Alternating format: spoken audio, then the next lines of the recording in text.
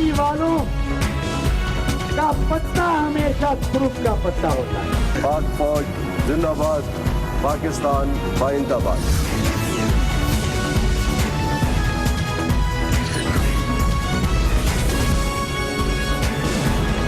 आप देख रहे हैं खबरों, तबसरों और तज्जियात पर मबनी पाकिस्तान का सबसे मोतबर न्यूज शो दुनिया, कामरान खान के साथ। अस्सलाम वालेकुम, मैं हूं मसूद रजा। कामरान खान साहब छुट्टियों पर हैं, लिहाजा प्रोग्राम की मेज़बानी के फ़राइज़ मुझ पर हैं। आज के इस खुसूसी प्रोग्राम में हम पेश करेंगे गुज़िश्ता चंद हफ्तों के दौरान किए गए वो खुसूसी सेगमेंट्स जिन्हें सोशल मीडिया पर भी और वैसे भी नाज़रीन की जानिब से ख़ासा सराहा गया। इस वक्त जो माहौल है वो है ईद की रौनकें, गहमा गहमी, मसरूफियात, कुर्बानी के जानवरों के साथ आखिरी चंद घंटे, यानी बड़ी ईद की बड़ी खुशियाँ। लेकिन आज जहां हम खुशियों की बात कर रहे हैं, वहीं उन हमवतनों के रंजो गम में बराबर के शरीक हैं जो आज हमारे दरमियान नहीं हैं। इस सिलसिले में सबसे पहले हम बात करेंगे सानह कोयटा की, जिसमें 50 से ज़ायद वुकला शहीद हुए। इस सानह ने कई सवालात को जन्म दिया।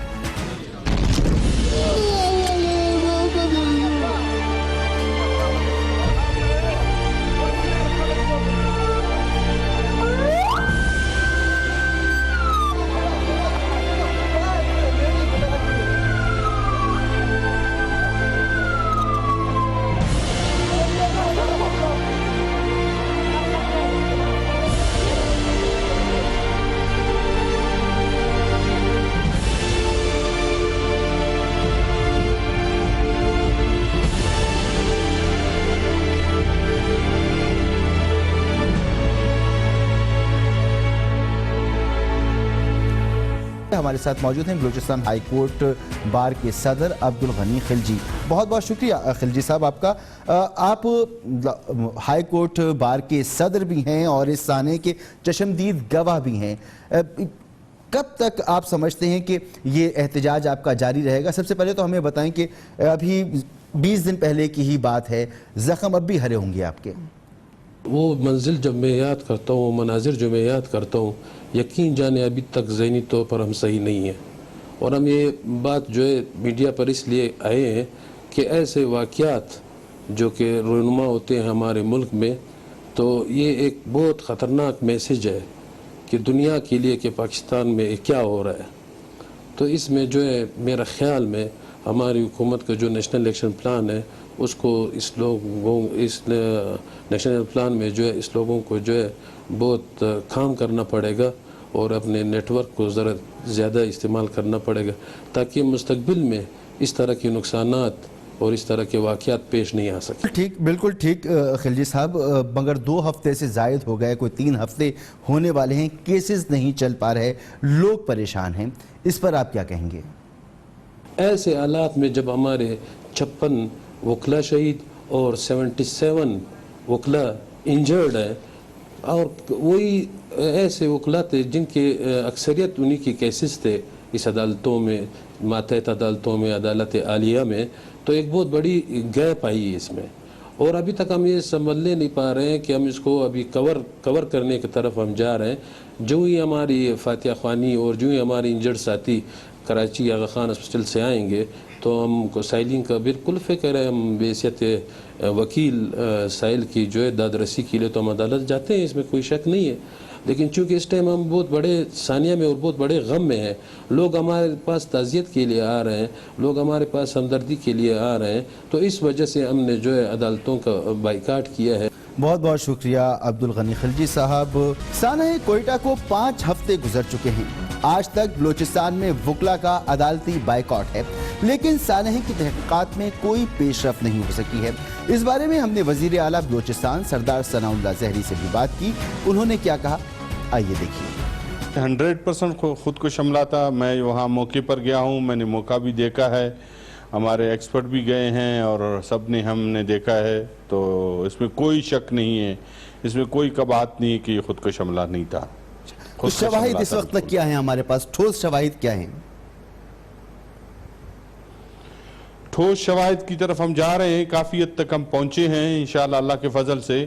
اور جلد ان قریب میں ایک پریس کانفرنس کروں گا اور اس پریس کانفرنس میں سارے شواہد جو ہے آپ کے میڈیا کے سامنے اور قوم کے سامنے بلوچستان کے عوام کے سامنے لے کے آؤں گا. یوں تو مختلف کلرن تنظیموں نے اس کی ذمہ داری قبول کی تھی، مگر داعش نے ایک ویڈیو بھی جاری کی تھی، اس کے بارے میں آپ کچھ بتا سکتی ہیں؟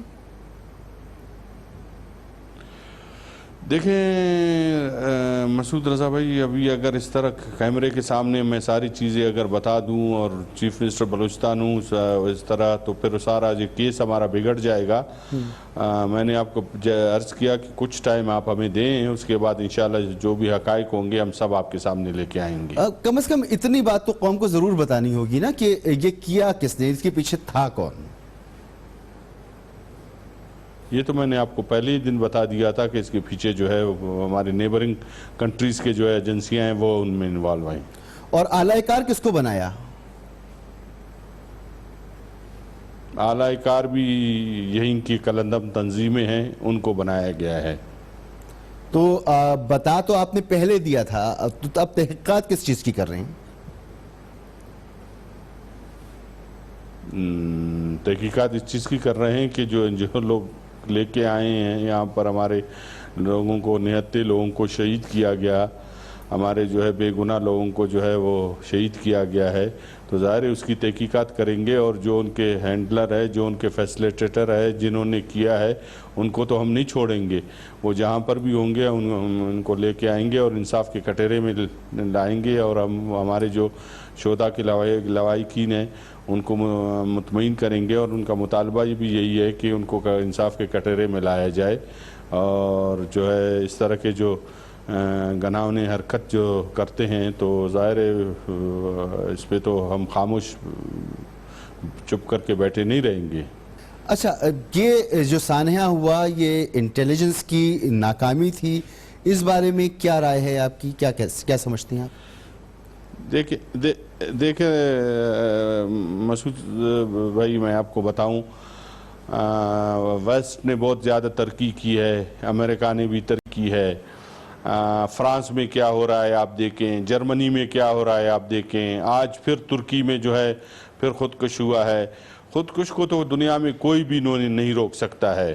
ہمیں تو آپ داد دیں ہمیں کہ ہمارا ایک اتنا بڑا پورس بارڈر ہے جو 1700-1800 کلومیٹر ہے، جس میں ایران کا بارڈر بھی لگتا ہے، افغانستان کا بارڈر بھی لگتا ہے، اور ہم 150 کلومیٹر کے فاصلے پر یہاں جو ہے فورسز، نیٹو کی فورسز بھی بیٹھی ہوئی ہیں.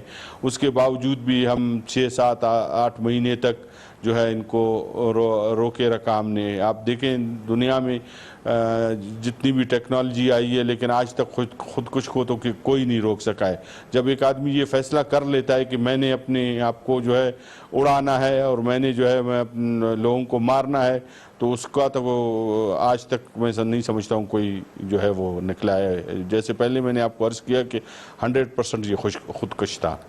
بہت بہت شکریہ جناب ثناء اللہ زرعی صاحب.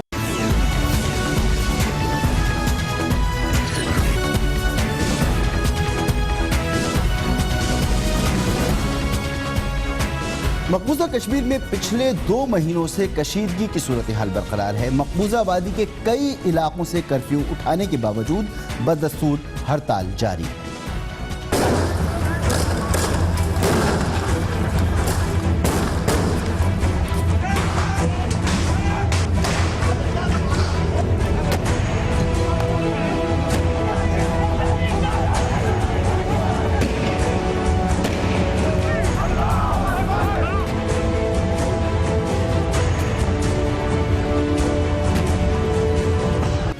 اس صورتحال میں اور اس عرصے میں یعنی 2 مہینے کے عرصے میں 100 سے زائد کشمیری شہید اور ہزاروں زخمی ہو چکے ہیں.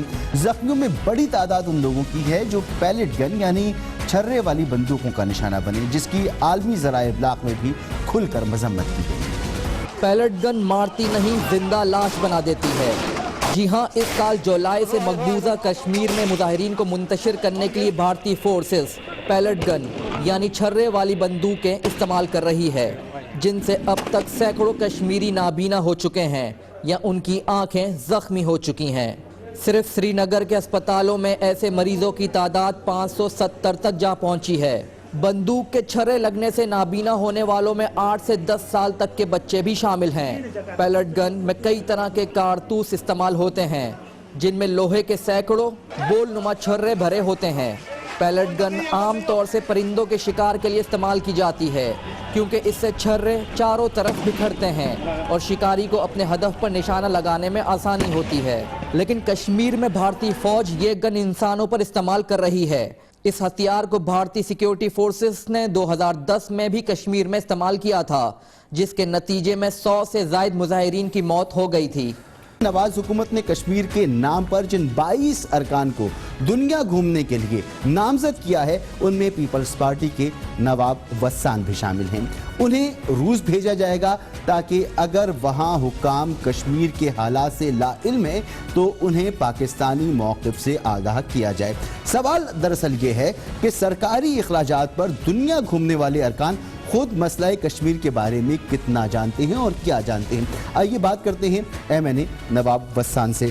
नवाब वस्सान साहब, बहुत बहुत शुक्रिया आपका, आपने हमें वक्त दिया। आप जा रहे हैं, पाकिस्तान की नुमाइंदगी करेंगे, रूस जाएंगे, वहाँ पर बताएंगे रूसी हुक्काम को कि किस तरह से कश्मीर में जुल्म हो रहा है और पाकिस्तान का इस पर क्या मौक़िफ़ है, मसला कश्मीर कैसे हल होना चाहिए।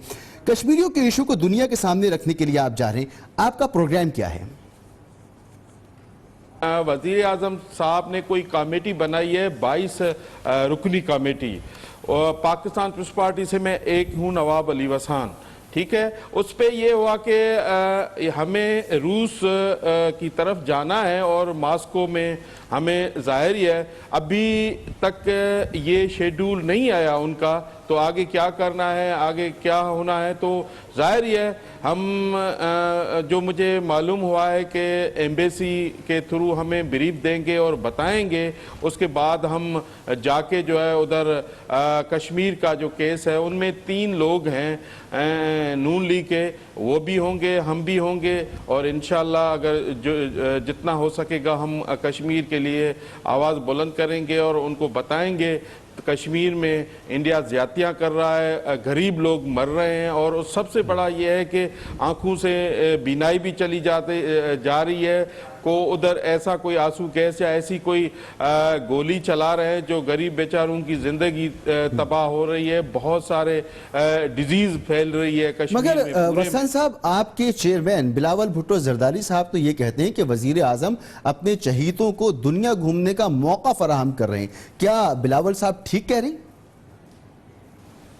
बिलावल भुट्टो साहब ने सही कहा है कि वाकई अगर ये जो डेलीगेशन मुख्तलिफ पार्टियों का होता, अगर मुख्तलिफ सारे पार्टी की नुमाइंदगी होती तो मेरे ख्याल में वो बेहतर रिजल्ट निकल सकते हैं। तो देखें, ये तो एक नून लीग के हैं, एक उसमें मुझे डाल दिया है जो इन्होंने, तो देखें जाहिर है कोई तो खर्चा करेगा, कोई तो किसी के खर्च पे जाएगा, अपने आप तो कोई खर्चा करके नहीं जाएगा, तो उधर जो जाए और खर्चा करें और उधर कोई किसी ममालिक में जाए, तो जाहिर है ये गवर्नमेंट को अफोर्ड करना होगा और गवर्नमेंट ही अफोर्ड करेगी। तो मेरे ख्याल में बिलावल साहब ने जो बातें कही हैं वो भी अपनी हद तक बहुत बेहतर हैं, और ये ऐसी टीम बनाई जाए, वैसे पार्लियामेंट्रियन को वैसे बैठकर ये इनका सॉर्ट आउट निकाल के फिर उसके बाद ये डिसीजन हो जाता तो उसकी वो अच्छे रिजल्ट निकलते और अच्छी जी हुकूमत इस पर खर्चा भी कर रही है, आपको भेज रही है कि आप पाकिस्तान का केस लड़ें और जाकर दुनिया को बावर कराएं कि मसला कश्मीर है क्या। वस्सान साहब, क्या समझते हैं आप, मसला कश्मीर पर होना क्या चाहिए? हमारी कोशिश ये होनी चाहिए कि हम इनको बहुत हर जगह पे, हर दुनिया के कोने कोने में इसको हाईलाइट करें, दुनिया को बताएं कि इधर मुजालिम हो रहे हैं, जुल्म हो रहा है, कश्मीर लोग मर रहे हैं, और हमें ये भी देखना चाहिए कि इनकी वीडियो बना के वो भी दिखानी चाहिए। उसकी जो बहुत सारी तस्वीरें तो दुनिया वैसे ही छाई हुई है हर जगह पे, तो पता चल जाता है, वैसे भी ये होनी चाहिए। तो देखिए इससे ज्यादा सबूत है, वैसे दुनिया भी वस्सान साहब ये बताएं कि आप क्या समझते हैं मकबूजा कश्मीर के हवाले से, उमर अब्दुल्ला का मौक़िफ़ ठीक है या आसिया इंदिराबी का मौक़िफ़ ठीक है? देखिए इसमें तो बहुत सारे लोग हैं जो हुर्रियत रहनुमा हैं, जिससे बिलावल भुट्टो साहब ने बात की थी और उसको कहा था, वो देखें बहुत सारे वो जो जेलों में बंद हैं, बहुत सारे ऐसे हैं जो बेचारे 5 साल 2 साल जेलों में हैं और कुर्बानियां दे रहे हैं कश्मीर के लिए। तो देखिए मौक़िफ़ तो हर एक का अपना है, मौक़िफ़ इंसान है, कोई कुछ भी बोल सकता है, कह सकता है। तो देखिए हमें तो क्लियर करना चाहिए ना, हमें तो उनके साथ जो मुख्तलिफ जो हुर्रियत रहनुमा है, अरे खुद ही सारे लोग चाहते हैं, बाकी तो एक आध का कोई होगा, कोई कहेगा कि हम कहीं से हैं, मतलब तो मेरे ख्याल में हमें उनको छोड़ के हमें जो अक्सरियत को देखते हुए जो पाकिस्तान की में कहते हैं कि हम पाकिस्तान के साथ रहना चाहते हैं, तो मेरे ख्याल में उससे उसको इम्प्लीमेंट किया जाए। वसंत साहब, मैंने आपसे उमर अब्दुल्ला का मौक़िफ़ या आसिया इंदराबी का मौक़िफ़ ये पूछा था कि किसका ठीक है, आप ये जवाब नहीं दे रहे या नहीं दे पा रहे। बहरहाल आगे चलते हैं। ये बताएं कि मकबूजा कश्मीर में महबूबा मुफ्ती की सियासत, इसको आप कैसे देखते हैं? देखिए महबूबा मुफ्ती का कि अपना रोल है, देखिए उनको भी देखना चाहिए और देख के, और देखिए फैसले तो पाकिस्तान को करने होंगे, फैसले तो कश्मीर अवाम को करने होंगे, फैसले तो दुनिया को जो इंटरनेशनल अगर हैं तो वो कह सकती है उनको। तो मेरे ख्याल में कहीं ना कहीं कोई लिंक तो है, तो फिर उसको बेहतर तरीके से हो सकता है, क्यों नहीं। मेरे ख्याल में जो कश्मीरी जो इतना बड़ा ये जो वज़ीर आज़म ने ये टीम बनाई है, तो मेरी सोच में मुताबिक उधर से लोगों को भी लेना चाहिए, एक एक मुल्क में एक एक साथ वो भी होना चाहिए, वो अपनी दास्तान खुद भी बताएं तो ज्यादा इम्प्लीमेंट होगा, ज्यादा अच्छाई होगी। सर मैंने सवाल आपसे महबूबा मुफ्ती के बारे में किया है, महबूबा मुफ्ती के बारे में बताइए, उनकी सियासत को आप कैसे देखते हैं? सर देखिए उसका तो महबूबा मुफ्ती का मुझे ऐसा सही पता नहीं है, उसकी सियासत क्या है। तो देखें अगर आप उसमें मुझे थोड़ा सा कुछ बताएंगे तो मुझे उसकी चीज़ का उनका मुझे इल्म नहीं है। जी आप जा रहे हैं रूस और जाकर वहाँ के हुक्काम को मसला कश्मीर बताएंगे, पाकिस्तान का मौक़िफ़ बताएंगे, इसके हल के लिए मदद मांगेंगे। नवाब साहब मैं आपको बताता हूँ कि महबूबा मुफ्ती साहिबा मकबूजा कश्मीर की वज़ीर आला हैं, मकबूजा कश्मीर की वज़ीर आला हैं महबूबा मुफ्ती। अच्छा ये बताएं कि कश्मीर पर आपकी अपनी खुद कितनी तहकीक है? हो सकता है आपको महबूबा मुफ्ती के बारे में ना पता हो, और तो चीज़ें कुछ पता होंगी कश्मीर के बारे में। सर कश्मीर कमेटी का तो बहुत बड़ा इशू है और इनको जितना बड़ा समझा जाए उतना बड़ा है। तो इस वजह से देखें एक रियासत है, वो रियासत वो कहीं और मुल्क में नहीं जाना चाहती, वो अब पाकिस्तान में रहना चाहती है। वो जो उसके जो है ना बहुत सारे, अच्छा इनमें सबसे बड़ी है कि हमने जो सुना है तो वो अभी इन पे ब्रीफ देंगे, हमें बताएंगे तो आगे क्या करना है क्या नहीं करना है। तो ये देखें वो उसके बाद ही हम कुछ कह सकते हैं। ये एम्बेसी उनको जो हमारे गवर्नमेंट है इधर से वो ज़ाहिर है वो हमें ब्रीफ भी बना के देगी तो क्या उधर कहना है। और भी बहुत सारी बातें जैसे हमें भी हैं इल्म है कि कश्मीर में क्या क्या इशू हैं, क्या क्या हो रहा है, क्या क्या मजालिम हो रहे हैं। तो सब चीज़ों को देख के एक ब्रीफ बनता है, तो उसके बाद ही ब्रीफ जब बनेगा तो उसके बाद ही हम आगे उधर बात कर पाएंगे और उधर कहेंगे। ठीक आपको ब्रीफ दी जाएगी और जब आप ब्रीफिंग ले लेंगे तो फिर आप इस काबिल होंगे कि जाकर रूस में हुक्काम को ये बता सकें कि मसला कश्मीर क्या है, पाकिस्तान क्या चाहता है, कश्मीरी क्या चाहते हैं। ये तो बता दीजिए कि कश्मीर के मसले का हल लाहौर डिक्लेरेशन के तहत होना चाहिए, शिमला मुआहदे के तहत? सर देखें वो तो उस चीज़ों पे होना चाहिए। देखें एक कमेटी बनी है, अभी तो उनके जो फाइनल रिजल्ट नहीं निकले, तो अभी कमेटी गवर्नमेंट ने बनाई है। तो मेरे ख्याल में शिमला को भी देखना चाहिए और इसके अगर हल हो जाता है तो मेरे ख्याल में अगर ये जो आपने कहा कि लाहौर डिक्लेरेशन, तो इस पे भी अगर देखें कि कहीं से भी कश्मीर भाइयों के लिए कोई अच्छाई और अच्छा रिजल्ट निकलता है तो मेरे ख्याल में हर तरह से अपने आप को बंदा यूटिलाइज करे और देखे दुनिया में कहीं भी जाए या कहीं भी ममालिक में जाए तो बेहतर रिजल्ट आ सकते हैं। हम देखें कहीं भी अगर छोटे ममालिक में जाएं कहीं भी नाइंसाफियां होती हैं तो जाहिर है कोई बड़ा आके उसको ठीक कर देता है। बहुत शुक्रिया नवाब वसंत साहब।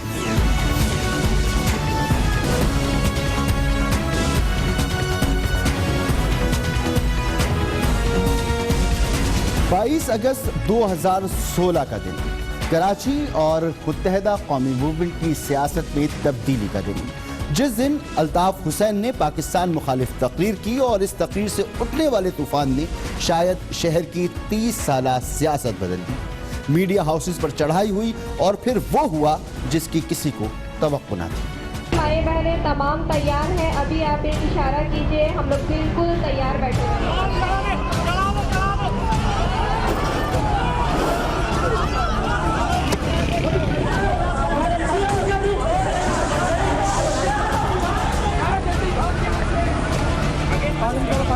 कोई शख्स पाकिस्तान के खिलाफ कोई बात करेगा तो उसको हम नहीं छोड़ेंगे। मुझे चीफ ऑफ आर्मी स्टाफ साहब का टेलीफोन आया और उन्होंने डायरेक्शंस दी हैं कि जिन्होंने ये वायलेंस इंसाइट की है और जिन्होंने वायलेंस की है उन सबको पकड़ें।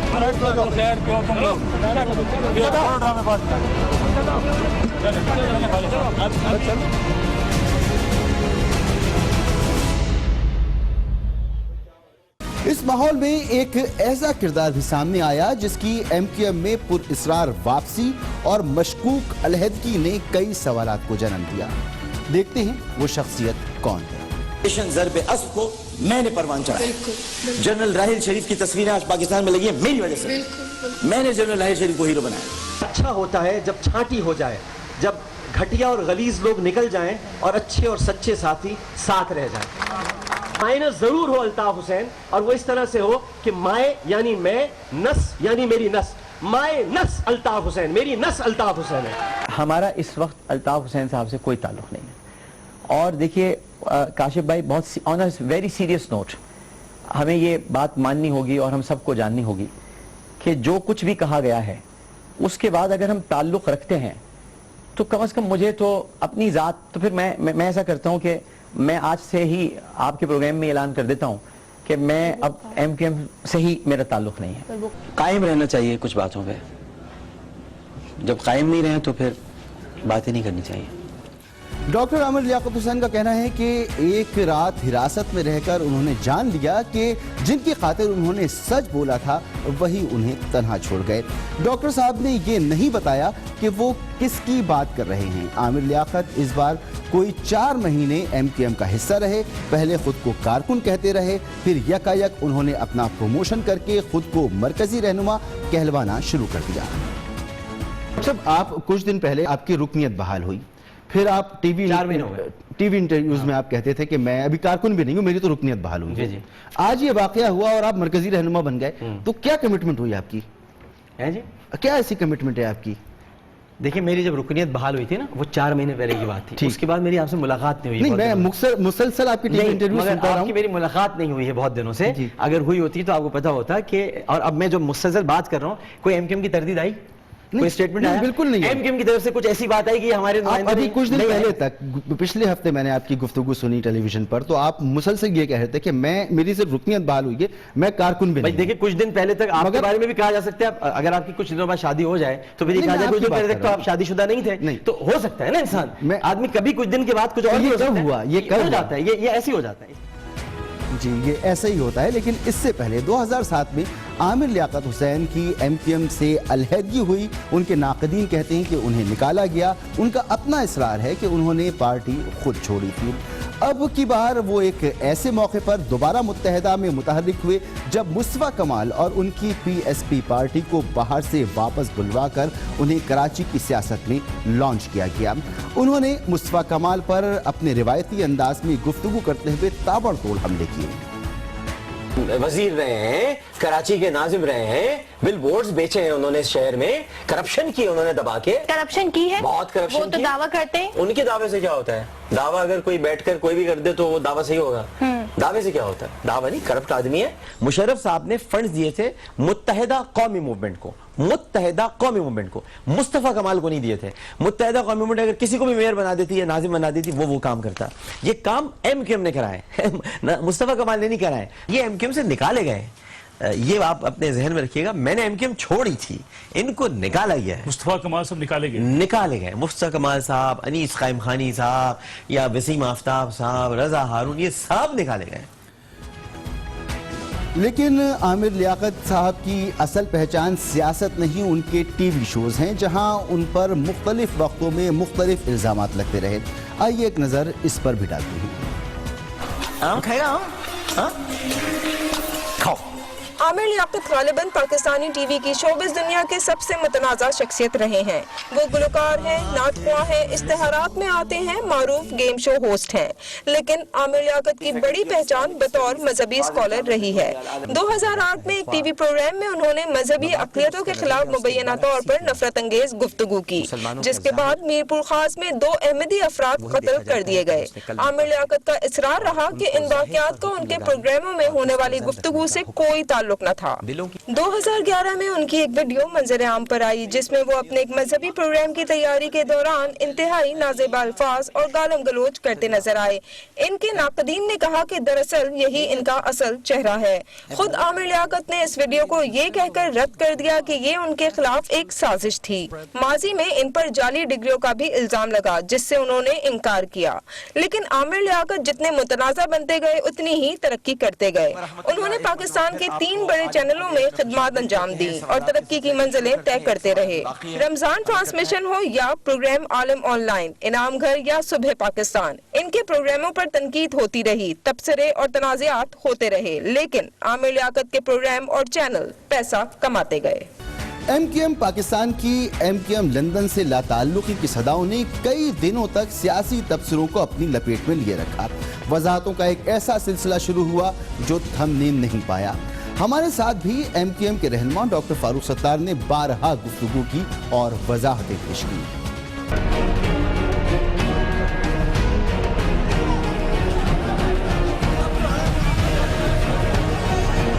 ये ना समझा जाए कि किसी के असर में, किसी के इन्फ्लुएंस में, किसी के कहने से ये बात की जा रही है। MQM के प्लेटफॉर्म से इसे हम दोहराने की इजाज़त नहीं देंगे। मुत्तहिदा कौमी मूवमेंट ऑपरेट भी पाकिस्तान में करे। मेरी बात आवाम तक पहुंच गई, लोगों तक पहुंच गई, वहाँ भी पहुंच गई, यहाँ भी पहुंच गई। इतनी बड़ी हमने एक डेवलपमेंट हुई है, उसे चाहे आप तब्दीली कहें जो भी कहें, जब इस नहज को सारी सूरत हाल पहुंच गई तो हमने तो ये स्टैंड लिया ना कि अब हमारे फैसलों की तौसीक भी लंदन से नहीं होगी, हम फैसले भी वहां से नहीं लेंगे, डिक्टेशन भी नहीं लेंगे। तो जो आपने हलफ उठाया था मुत्तहिदा कौमी मूवमेंट का, आप उस हलफ को खैर बात कह चुके, खत्म हो गया वो, जिसमें अल्ताफ हुसैन साहब की वफादारी का हलफ उठाया गया था। जो भी हल्फ है ना जी, वो पार्टी के कॉन्स्टिट्यूशन का, हमारी पब्लिक नॉलेज का हिस्सा नहीं है, ठीक है ना। आप उसको भले ज़ेरे मौजूद बहस बनाए, ठीक है। अब हल्फ, मगर हलफ तो है ना, सुन, हल्फ पार्टी का कॉन्स्टिट्यूशन है जी, उसमें भी हर फैसले की तौसीक वहां से करानी। इसका मतलब अगर आप ये कहते हैं कि उस हल्फ की खिलाफ वर्जी की और पार्टी के आइन की भी खिलाफ वर्जी की, लेकिन पाकिस्तान सारी बातें, सारे पार्टी के आइन और हल्फ पाकिस्तान के आइन के ताबे हैं। तो आप क्यों नहीं कहते थे? अगर कोई बात आप क्यों नहीं कहते थे? जो हल्फ, हाँ, आप क्यों नहीं कहते थे कि अब अल्ताफ हुसैन कायदे तहरीक नहीं है?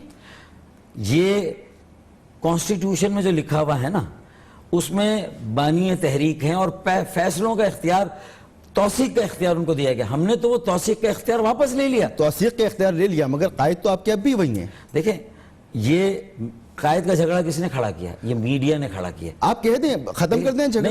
नहीं, मुझे मेरी कौन इस बात पे खुश हो रहा है? किसको मैं खुश करने के लिए कह रहा हूँ? जब आप कहने के जाहिर हुसैन कह रहे हैं, कमर जमा ताहिरा कह रहे हैं, ये सवालात आ कहाँ से रहे? कौन डाल रहे सवालात? ये हर पाकिस्तान की जहन में सवाल है। मेरे ख्याल में हर पाकिस्तानी मुतमईन है। हर एक शख्स ने पाकिस्तान की सालमियत के खिलाफ से लेकर आज तक का जो हमारा कंडक्ट, हमारे इक़दामात, हमारा अमल, आप देख लें, हमारी डिसकनेक्शन देख लें लंदन के साथ, कि अगर नदीम नुसरत वहाँ कन्वीनर हैं और कॉलीग्स हैं हमारे, तो हमने अगर वो मशवरा देना चाहेंगे तो मोस्ट वेलकम, लेकिन फैसला साजी का अमल हम अब उसे सेहत का उज़ुर हो, दिमाग दबाव, जहनी दबाव, ये सारे मामलात को पहले इनको एड्रेस किया जाए।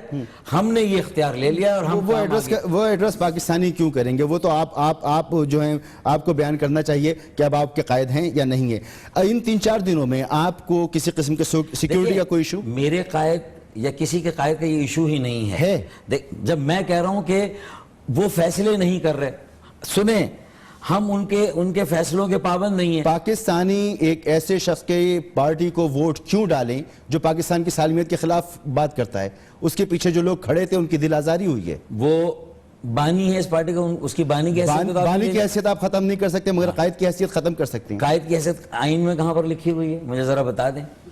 تو ہم اگر آئین میں لکھی ہوئی بھی ہو تو قائد کی حیثیت لکھا ہوا بھی ہو, لیکن عمل کیا کہہ رہا ہے ان کے فیصلوں سے لا تعلق کی, کوئی وہاں سے فیصلے ہم نہیں لے رہے ہیں, کوئی ہمارا وہاں سے کنیکشن نہیں ہے, کوئی ہمارا رابطہ نہیں ہے. ہم نے فیصلوں کا اختیار لے کے فیصلے کرنا شروع کیے ہیں. ہم ایم کیو ایم کو چلا رہی ہیں. ایم کیو ایم پاکستان ہے, پاکستان کے آئین کے تحت چوتھی بڑی جماعت ہے, رجسٹرڈ ہے, پاکستان کی سیاست کر رہی ہے, پاکستان میں سیاست کر رہی ہے. میرے خیال میں پاکستان کے عوام کی سے تسلی جاتی ہے. یہ کہیں بلا وجہ اس کو الجھایا جا رہا ہے, یہ بی جمالوں والا کردار ادا کیا جا رہا ہے کہ اگر لندن سے بھی اس کی ہمارے اس اقدام کی پریگمیٹزم کی تائید ہو گئی تو یہ کوئی چاہ رہا ہے کہ لندن کی رابطہ ایم کیو ایم الگ ہو, یہاں کی ایم کیو ایم الگ ہو. جب وہ تو آپ نے الگ کی ہے, نام الگ کر کے پاکستان لندن کی ڈیوائڈ تو آپ نے خود کی ہے. اب آپ نے خود نام لیا. دیکھیں تو لندن کی تو کوئی رجسٹرڈ ہے ہی نہیں. آپ نے نام تو خود لیا نا. تو پھر تو ان کی حیثیت ہی نہیں ہے, پھر تو کوئی حیثیت ہی نہیں پاکستان کے آئین میں اور قانون میں. تو یہ تو مگر آپ سے کنیکٹڈ ہے. اگر آپ لوگ چاہیں تو لندن فون کر کے بیانات لیں, لیکن مجھے یقین ہے کہ اس تائید کے بعد لندن فون کرنے اگر کیا جائے تو کہا جاتا ہے کراچی سے بات کریں, وہی بات. یعنی کنیکشن ہے نا. کہاں کنیکشن ہوا؟ انہوں نے اس فیصلے کو انڈورس کر دیا. وہ یہ سمجھتے ہیں کہ ہاں یہ بات صحیح ہے کہ فیصلے وہیں سے ہونے چاہیے. اور یہی تو مسئلہ ہے کہ جب فیصلہ سازی میں اپنی جگہ اصل مسئلہ یہ ہے جب تک واضح جواب نہیں آتا یس اور نو میں اس وقت تک یہ سوال کھڑا رہے گا اپنی جگہ پر, اور آج بھی نہیں. آج جو یہ سوال کھڑا کر کے ہمارے عمل کو آپ جو ہے وہ کوشچن نہ کریں, ہمارے سنسیریٹی کو کوشچن نہ کریں. ماضی میں ہو چکا نا. ہماری نیک نیتی کو کوشچن نہ کریں. ماضی میں ہو چکا. ہمارے اخلاص کو آپ چیلنج نہ کریں. ماضی میں ہو چکا. میں یقین سے بھی زیادہ یقین کے بعد یہی عزم, استقلال کے ساتھ, اعتماد کے ساتھ, پورے یقین کے ساتھ آپ کو یہ کہہ رہا ہوں کہ ہم نے پوری پارٹی کا تحریک کا نظم و نسق سنبھال لیا ہے. ہم فیصلے کر رہے ہیں, ہم گراؤنڈ پر ہیں, ہم ہی پارٹی کو چلائیں گے. لندن سے اس کا کوئی کنیکشن نہیں ہے, کوئی انفلوئنس نہیں ہے, کوئی فیصلہ, کوئی ڈکٹیشن وہاں سے قبول نہیں کریں گے. اور آئندہ جو یہ واقعہ ہوا تھا اس کو دہرانے کی اجازت نہیں لیں گے. اس کا بیڑا اٹھایا, اس کی ذمہ داری لی ہے. میرے خیال میں اس سے زیادہ میں وضاحت نہیں کر سکتا. اس کے لیے اگر آپ خود انٹرپریٹ کر لیں. آپ نے جو کہا واضح طور پہ بات پہنچ گئی. آفس مسمار ہو رہے ہیں آپ کے, تصویریں اتر دی گئی ہیں, مکہ چوک کا نام تبدیل ہو رہا ہے. اس تبدیلی کو کیسے دیکھ رہے ہیں, کیا ہے یہ سب کچھ؟ اگر یہ تبدیلی آئین اور قانون میں اس کی اجازت ہے کہ اگر ایک بانی نے کسی تنظیم کو یہ بات کہہ دی ہے تو یہ اب اس کا مطلب یہ ہے کہ یہ قانونی اور یہ جواز مل گیا آئینی تو ٹھیک ہے. لیکن اگر اس کا تاثر منفی جاتا ہے ہمارے الیکٹوریٹ میں, ہماری کانسٹیٹیوئنسی میں, ہمارے حلقوں میں, ہمارے لوگوں میں, ہماری جو مثبت کوشش ہے وہ سبوتاژ ہو جائے گی. ہمیں سمجھتے ہیں ہمیں اسپیس ملنی چاہیے, 9-0 کی سیل ختم ہونی چاہیے, ہمارے سیاسی دفاتر قائم رہنے چاہیے. اگر کوئی تجاوزات ہیں نا آفس میں, مجھے بتائیں وسیم اختر سے کہہ کے ہم سب سے پہلا کام یہ کریں گے, اس کو توڑوانے کا کریں گے. لیکن اگر آپ جا کے توڑیں گے اور اس کے جواب میں توڑیں گے اس کا اچھا اثر نہیں. کون کر رہا ہے, اس سے بات چیت ہے, کنونس کرنے کی کوشش کر رہے ہیں, کیونکہ آپ کہہ رہے ہیں اس سے تو آپ کی مثبت کوششوں کو نقصان پہنچ رہا ہے. تو کوشش کی آپ نے بات کرنے کی کہ یہ کر کون رہا ہے, پہلے تو یہ بتائیں. ہمیں پتا چلا تھا کہ کچھ اس طرح کی چیزیں ہوں گی, مکہ چوک کا نام تبدیل کیا جائے گا. ہم نے کہا یہ اچھی بات ہے, لیکن ہم یہ سمجھے کہ یہ پولیٹیکل اونرشپ کے ساتھ ہوگا. ہمارا ایک ایم این اے, ایک ایم پی اے کھڑا ہوگا, ہم اس کا نام رکھیں گے لیاقت علی خان مکہ چوک, تاکہ یہ تاثر رد ہو جائے کہ یہ الطاف حسین یا ایم کیو ایم مکہ چوک ہے. ٹھیک ہے, آپ اس کے حق میں ہم تو بالکل 100%. اور وہاں لیاقت علی خان کا ایک اگر اسکلپچر بھی بن جائے, ان کے اقوال آ جائے, اور اس میں کشمیر کی پالیسی جو تھی ان کی وہ بھی لکھ دی جائے, تو میرے خیال میں یہ ایک اتنا پازیٹیو میسج ہوگا. اور پولیٹیکل اونرشپ کے ساتھ کریں, ہم 500 لوگ عزیز آباد سے لا کر کرسیوں پر بٹھا دیں گے, ان کے سامنے یہ تبدیلی کر دیں. لوگوں کو آپ محافظ بنا دیں اپنے ان سیاسی اقدار کا جو پاکستان کی اساس اور بنیاد ہے. آپ اونرشپ دینے کی بجائے اگر آپ اپنے آپ کو عقل کل سمجھ کر آپ چل پڑیں گے, لوگ یہ سمجھیں گے کہ آپ بغض و عناد میں کر رہے ہیں, انتقاماً کر رہے ہیں, اور ہمارے کانسٹیٹیوئنٹ کو ڈس انفرینچائز. ٹھیک ہے, بہت شکریہ فاروق ستار صاحب کی آپ نے گفتگو سنی.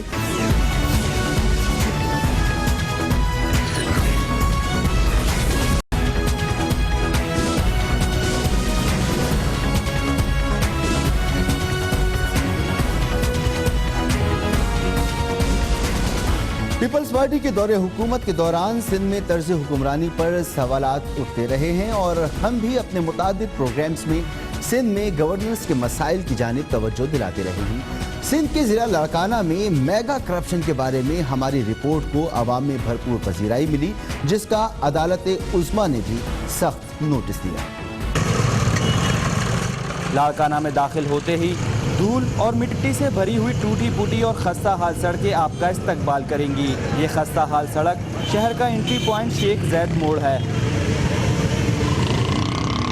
میرو خان چوک جانے والی اس سڑک کی مرمت 8 برسوں سے نہیں کی گئی اور ہر وقت ٹریفک جام رہنا یہاں کا معمول ہے۔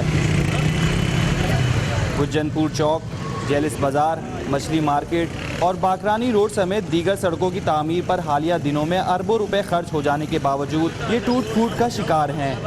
آگے 16 سال کا بنگلہ کے سامنے ہی ایک ماہ کے اندر یہ جو روڈ ٹوٹ گیا۔ یہ سارے صاحب نشان کے سہیل صاحب، نثار کوڑو، بلال بھرزداری، محترمہ ہوتی یہاں ہمارا شہر بنجر نہیں ہوتا، ہمارا شہر پیرس بن جاتا۔ سول اسپتال لاڑکانہ سمیت شہر کے تقریباً تمام علاقوں میں گٹرز کھلے ہوئے ہیں اور گلیاں بدبودار پانی اور کچرے سے بھری پڑی ہیں۔ کمشنر اور ڈی سی آفس سمیت سرکاری دفاتر والے وی آئی پی روڈ پر بھی گٹر کھلے نظر آتے ہیں۔ گٹر کھلے ہوئے ہیں، یہاں پر بہت بڑا مسئلہ ہے۔ ایک بچہ گر کر مر چکا ہے یہاں پر۔ اس کو کورڈ ہونا چاہیے۔ اگر کوئی بچہ اس میں گر جائے گا، ظاہر ذمہ دار کون ہوگا؟ لاڑکانہ اسٹیڈیم کی بحالی و مرمت کے لیے کروڑوں روپے ادا کر دیے گئے ہیں، لیکن اس کے باوجود اس کی حالت دیکھ کر رونا آتا ہے۔ 60% ہم کمیشن دیتے ہیں تو پھر روڈ آپ کو یہی ملے گا نا۔ لاڑکانہ میں شام ڈھلتے ہی اندھیرے کا راج نظر آتا ہے، کیونکہ کروڑوں روپے لاگت سے نصب کردہ نئی سولر اسٹریٹ لائٹیں وقت سے پہلے ہی ناکارہ ہو گئی ہیں۔ ہمارے نمائندے خصوصی اختیار کھوگر کا تعلق بھی لاڑکانہ سے ہے، جو اس وقت ہمارے ساتھ موجود ہیں۔ بہت شکریہ اختیار۔ چند ماہ پہلے کی یہ رپورٹ ہے جو آج عدالت میں بھی دکھائی گئی، بڑی محنت سے آپ نے تیار کی تھی۔ اس وقت بھی لاڑکانہ کا یہی حال ہے؟ جی مسعود صاحب، پچھلے مہینے گیا تھا اور تقریباً ایک ہفتہ میں لاڑکانہ شہر میں رہ کر آیا ہوں۔ صورتحال یہی ہے، اور میں جن سڑکوں کا ذکر ہوا، باقرانی روڈ لے لیں، جیلس بازار لے لیں، گجن پور چوک لے لیں، میرو خان چوک لے لیں، شیخ زید موڑ لے لیں، تمام سڑکوں کی حال جو ہے اس وقت بھی وہی خستہ حال ہے۔ وہاں کوئی مرمتی کام بھی نہیں ہو رہا۔ اس کے علاوہ گٹروں کا وہی حال ہے، اور لاڑکانہ اسٹیڈیم کا تو حال یہ ہو گیا ہے کہ پہلے تو آپ نے دیکھا اس رپورٹ میں اکھڑی ہوئی تھی، لیکن اب اس میں برسات، بارش اور گٹر کا پانی بھر گیا ہے۔ اب وہاں تو بالکل گندا تلاؤ ہو گیا ہے۔ اور اس کے علاوہ بختاور پارک لے لیں یا بلاول بھٹو پارک لے لیں، یہ جتنے بھی پارکس ہیں وہ سارے کے سارے اجڑ چکے ہیں، تباہ۔ وہاں کوئی بھی پرسان حال نہیں ہے، بالکل حالت وہی ہے جو تقریباً چند ماہ پہلے تھی، ابھی بھی وہی حال ہے۔ تو یہ 90 ارب روپے گئے کہاں؟ یہ جو صورتحال ہمیں نظر آ رہی ہے، شہر تباہ حال ہے، اس تباہی کا ذمہ دار کون ہے؟ ناقص منصوبہ بندی، نااہلی یا کرپشن؟ جی مسعود صاحب، اس میں یہ تینوں چیزیں آ جاتی ہیں۔ ناقص منصوبہ بندی اس طرح ہے کہ جیسے آپ شہر کا وی آئی پی روڈ جو ہے، جس کا کمال عطا ترک نے جس کا افتتاح کیا، شہنشاہ ایران نے جس کا افتتاح کیا تھا شہید ذوالفقار علی بھٹو کے دور میں، اس کا حال یہ ہے کہ اس وی آئی پی روڈ کا جو گٹر لائن ہے وہ اس سے اوپر رکھی گئی، اور اب پھر بعد میں اس کو چینج کیا۔ 3 بار لاڑکانہ کا جو ڈرینیج سسٹم ہے وہ چینج ہوا۔ لاڑکانہ شہر کی جو باقرانی روڈ کی سڑک ہے، اس کے اوپر سڑک بناتے ہوئے یہ نہیں سوچا گیا کہ اس سڑک پہ جو گاڑیوں کا بار ہے وہ برداشت کر سکے گی یہ گٹر لائن یا نہیں۔ جب گاڑیاں اس پہ چلنا شروع تو وہ گٹر لائن ٹوٹ گئی اور چوک ہو کر سارا کا سارا پانی باہر نکل آیا۔ اسی طرح اسٹریٹ لائٹ کو آپ لے لیں تو اسٹریٹ لائٹ 2 بار سولر اسٹریٹ لائٹ لاڑکانہ شہر میں لگی ہیں، اور دونوں بار ہی لاڑکانہ شہر کی اسٹریٹ لائٹ وہ تباہ جو ہے، کروڑوں روپے جو ہے نا وہ ضائع ہو چکے۔ ایک سڑک ہے جو گجن پور چوک سے عاقل تک جاتی ہے، جو نثار احمد کھوڑو صاحب کا گاؤں ہے، وہ سڑک کے لیے جو یہ کہا جاتا ہے کہ جی اس کے لیے ٹینڈر ہوئے اور ریکارڈ میں وہ بن چکی ہے، سرکاری ریکارڈ میں، لیکن وہاں کوئی کام نہیں ہوا۔ تو اس طرح یہ کرپشن بھی ہے، ناقص منصوبہ بندی ہے اور نااہلی بھی ہے، اور ان تمام منصوبوں کی جو نگرانی ہے وہ پاکستان پیپل پارٹی کے رہنماؤں کی ایک کمیٹی کر رہی تھی، اور اس کمیٹی کی نگرانی میں یہ سارے کام ہوئے، اور سارے کے کام جتنے بھی تباہ ہیں، کسی نے نوٹس نہیں لیا، نہ اینٹی کرپشن نے نوٹس لیا، نہ نیب نے نوٹس لیا۔ ایک بہت بڑا میگا اسکینڈل ہے لاڑکانہ، جس پر یقیناً کوئی نہ کوئی کارروائی ہونی چاہیے۔ سندھ کے نئے وزیر اعلیٰ سید مراد علی شاہ کے عہدہ سنبھالنے کے بعد سے وہ متحرک تو بہت نظر آئے، عوام کو بھی ان سے بہت سی توقعات ہیں کہ شاید اب سندھ میں کچھ بہتری کے آثار نظر آئیں، لیکن اس حوالے سے چند ابتدائی اقدامات کے سوا ابھی کوئی امید افزا نتائج سامنے نہیں آئے۔ اس بارے میں تجزیہ کاروں کی رائے بھی ہم نے اپنے پروگرام میں شامل کی۔ Declare honorable member Mr. Murad Ali Shah as the leader of the House of the Provincial Assembly.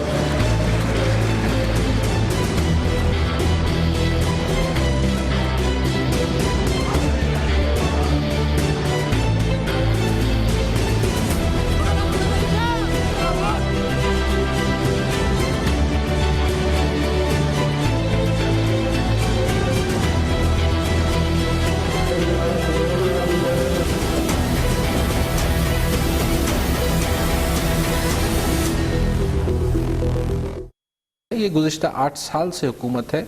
ہمارے پاس پتہ نہیں کیوں یہ کہا جا رہا ہے, ہوتا تو اگر کوئی دوسری پولیٹیکل پارٹی کا چیف منسٹر آ جاتا تو ہم یہ کہہ سکتے کہ یہ اس کو کمپیریزن کیا جائے, اس کو کمپیئر کیا جائے, لیکن چونکہ یہ پیپلز پارٹی کی ہی کنٹینیوٹی ہے, لہٰذا اس کو الگ سے دیکھنا, میں اس کو الگ سے نہیں دیکھتا ہوں. میں سمجھتا ہوں کہ 2018 میں پیپلز پارٹی کو اپنے پورے 10 سال کا یا ایٹ لیسٹ لاسٹ 5 ایئرس کا جواب دینا پڑے گا.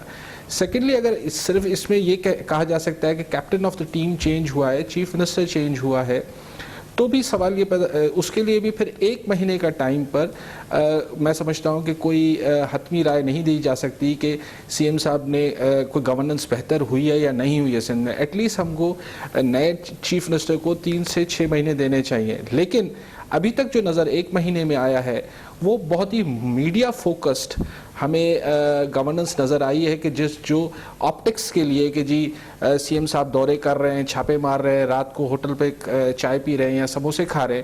سو یہ ایک میڈیا اپیلنگ تو کہہ سکتے ہیں کہ ایک ایکٹیویٹیز ہے, لیکن اس سے ساری ایکٹیویٹی سے کراچیائٹس کو ہی چلے. صرف کراچی میں ہی فی الحال سی ایم صاحب یہ میڈیا ریلیٹڈ ایکٹیویٹیز کر رہے ہیں, آپٹکس کی پالیٹکس کر رہے ہیں, تو اس سے کوئی خود کراچیائٹس کو بھی کو گورننس کا تو کوئی ثمر نہیں مل سکا میں سمجھتا ہوں ابھی تک. اٹس مور کہ میڈیا کو اچھا لگ رہا ہے, میڈیا کے لیے ایونٹس کریٹ ہو رہے ہیں. کیا آپ سمجھتے ہیں کہ مراد علی شاہ, قائم علی شاہ صاحب سے زیادہ ایکٹیو اور زیادہ بہتر طریقے سے صوبے کو لے کر چلیں گے اور چلائیں گے؟ دیکھیں, بااختیار ہونا نہ ہونا کا سوال یہ ہے کہ پہلے بھی معاملات ظاہر پیپلز پارٹی کی لیڈرشپ ہے, آصف زرداری صاحب ہیں, فریال ٹالپور صاحبہ ہیں, لیکن قائم علی شاہ صاحب کے کیس میں کچھ اور بھی پاور سینٹرز تھے جو اب اس آپریشن کے بعد کچھ کم ہوئے ہیں. لیکن ڈیفینیٹلی مراد علی شاہ صاحب کی جو شخصیت ہے وہ زیادہ اسرٹ کریں گے, وہ اتنا ایزیلی گیو اپ نہیں کریں گے جس طرح قائم علی شاہ صاحب گیو اپ کر دیتے تھے. لیکن یہ کہنا کہ وہ مکمل طور پہ بااختیار ہوں گے, ہر چیز اپنے تئیں فیصلے کریں گے, ایسا ممکن نہیں ہے. اور اس بات کا اعتراف خود مراد علی شاہ صاحب بھی کر چکے ہیں کہ وہ پارٹی لیڈرشپ کے احکامات اور انسٹرکشنز اور گائیڈ لائن پہ ہی کام کریں گے. سو یہ کہنا کہ وہ بہت 100% کوئی انڈیپینڈنٹلی آپریٹ کریں گے, یہ میں نہیں سمجھتا کہ ایسا ہوگا. ٹھیک, آپ کے خیال میں صوبے کی بہترین مفاد میں اور بہترین طریقے سے صوبے کو ترقی دینے کے لیے مراد علی شاہ صاحب کو کیا اقدامات کرنے چاہیے؟ میں سمجھتا ہوں کہ شاہ صاحب کو اور تو کوئی پیرس تو نہیں بنا سکیں گے, لیکن اگر جو بیسک ہیومن رائٹس ہیں ہر شہری کے اس صوبے میں رہنے والے کے, اگر ان کو وہ بنیادی انسانی حق ہی دلا دیں تو کافی ہو جائے گا. مثال, پینے کو صاف پانی مل جائے, اگر ایجوکیشن مل جائے سرکاری سطح پر, اگر ہیلتھ مل جائے, ہمارے ہاسپٹلز آپریٹ کرنا شروع کر دیں, کرپشن کچھ کم ہو جائے, لا اینڈ آرڈر بہتر ہو جائے. آئی تھنک کہ اگر بیسک ہیومن رائٹس, اب اس وقت تو سچویشن یہ ہے کہ یہ المیہ ہے کہ سندھ کے بیشتر شہر جو ہیں وہ دریا کے کنارے پہ بستے ہیں, اور پرائیویٹ ہاسپٹلز میں جاتا ہے, پینے کا پانی بھی خود لے کر پیتا ہے, سیکیورٹی بھی خود ارینج کرتا ہے. آج کے اس پروگرام میں اپنے حالیہ پروگراموں کے خصوصی سیگمنٹس کو ہم نے پیش کیا, یقیناً آپ کو پسند آیا ہوگا. اب آپ سے ملاقات ہوگی عید کی تعطیلات کے بعد جمعرات کو. تب تک کے لیے مسعود رضا اور دنیا کامران خان کی ٹیم کو اجازت دیجیے. اللہ حافظ اور عید کی پیشگی مبارکباد.